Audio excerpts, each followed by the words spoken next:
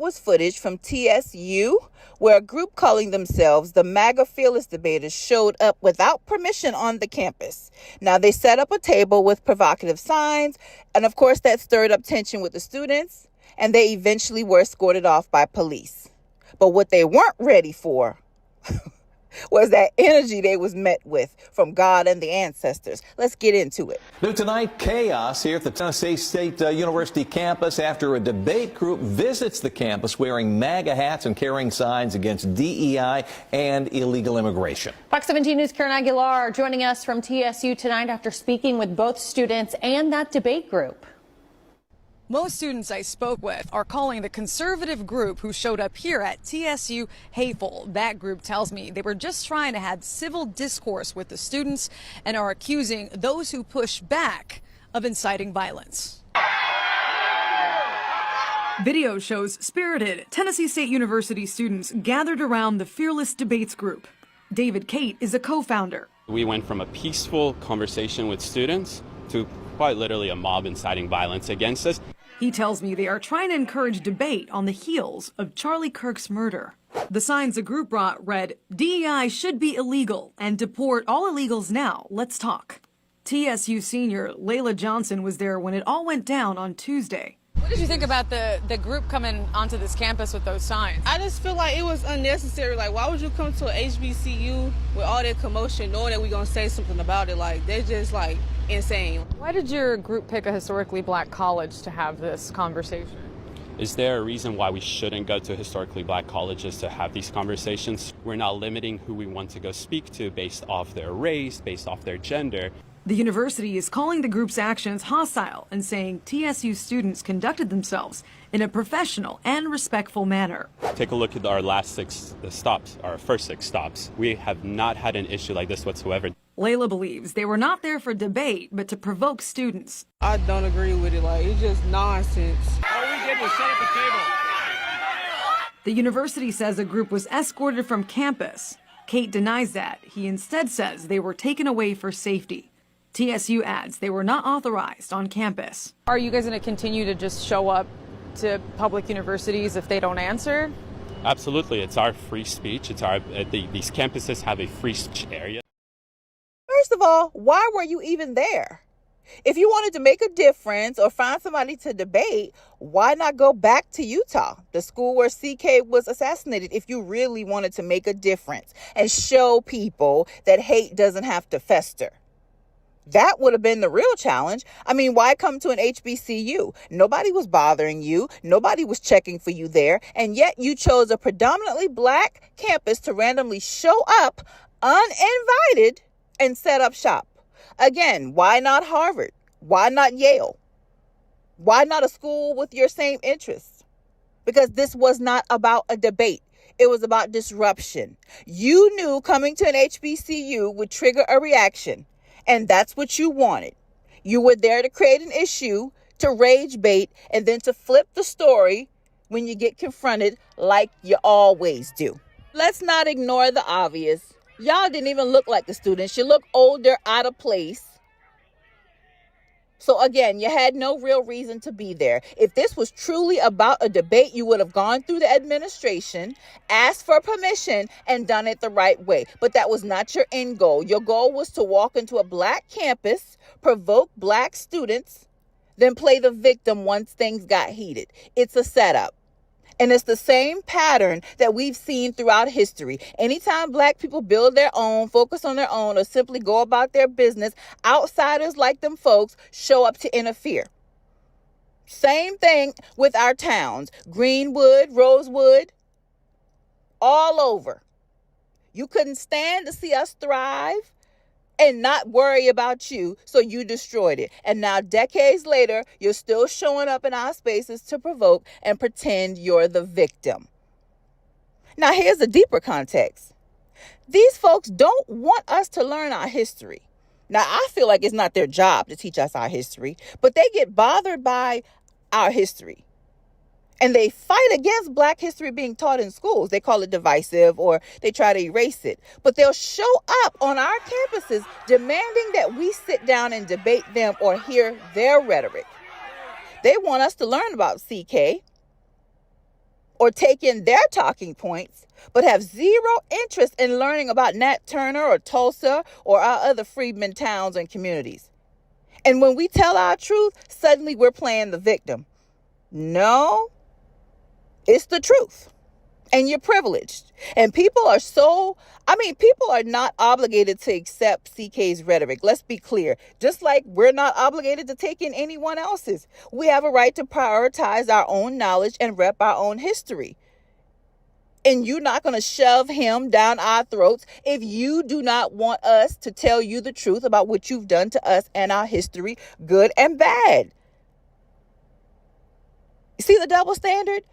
You don't want to learn the truth, but you want to push what you believe is the truth, which is mostly lies, down our throats. I also want to note, let's be clear, the college students did nothing wrong. They were provoked. They were approached on their own campus where they pay tuition, where they live and study. They were where they were supposed to be. These two fools were not.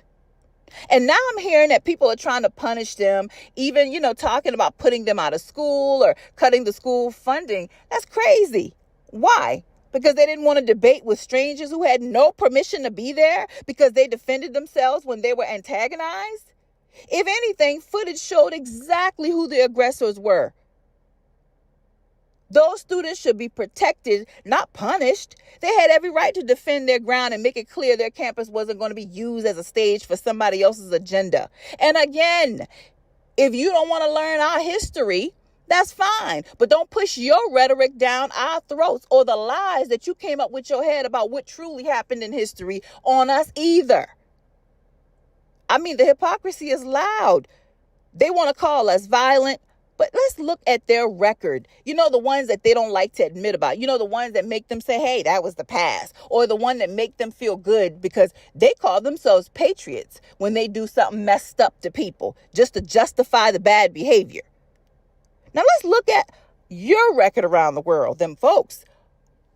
Now, all the death and destruction, the brutality, the genocides. You need an example? Look up the Tasmanian people in Australia. Those were the original people of Australia. Now, I usually don't talk about other things because I try to stick to freedmen. But look at those Tasmanian people. You won't find them nowhere on this earth. You know why? Because they were wiped out by them folks. No descendants left. They wiped the whole race out. That's violence. That's the truth history. Let's bring that up. Okay? Let's talk about all the destructions of the black towns. How you ran freeways and, buried our towns at the lakes, the lynching where all of you would come. You just had to see us, be lynched. It was fun to you. You took body parts, put them on stamps and everything. I could go on for days. But see, when we tell the truth, you get offended. Oh, that's in the past, or stop playing the victim. Yet the moment black students defend themselves, it's front page news, and you're the victim because they attacked you. They wouldn't have had to say nothing to you if you weren't there. And again, why did you pick this campus? Why not go to Utah? Why not go to Yale or people who have the same views as you? Why did you pick a random black university to come debate? Just picking like y'all always do. Now, one thing I'm grateful for is the cameras, y'all. So many of our ancestors didn't always have the camera, that level of protection that we do now have. So when outsiders show up smiling in our faces, but secretly casing our spaces, because they were casing this place. I truly believe that. Tell me what you think below. Why else would they pick a random black university? Do you think it's possible, family, for them to be casing different places? Let me know in the comments below. But anyway, with the cameras, we can document things. Without cameras, they would be able to lie and say, hey, we were just having a civil conversation and the students got violent. That happened many times to our ancestors. But the footage shows the truth.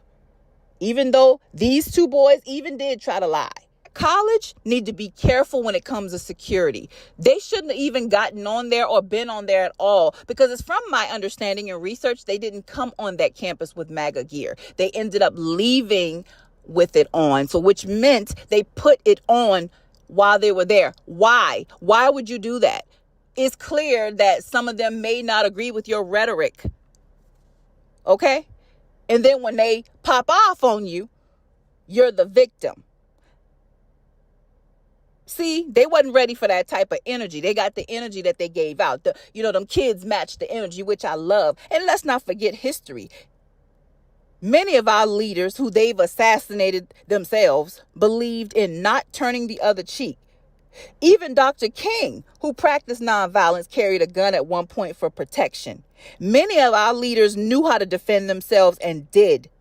That spirit is still in us. They just teach different things and we believe it. Those students had every right to push back. And the idea that they should be punished is crazy to me. Because if black folks were to ever show up uninvited, uninvited, to one of their campuses, the FBI and half the government would have been called immediately.